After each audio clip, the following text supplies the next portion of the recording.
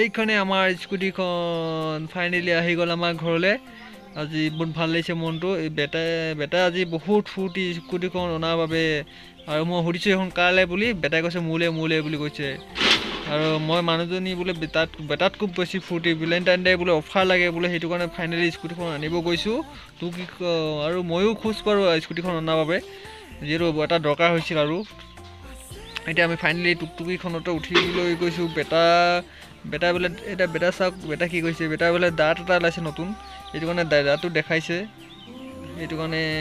দেখাইছে। আৰু ফাইনেলি আমি ডিলাৰ পাই গ'লোঁ।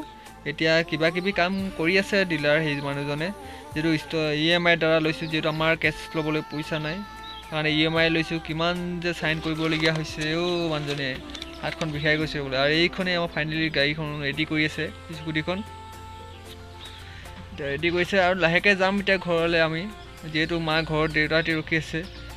আৰু এইখনেই আমাৰ স্কুটিখন। কেনেকুৱা লাগিছে আপোনালোকে গাইজ কমেণ্ট কৰি জনাব।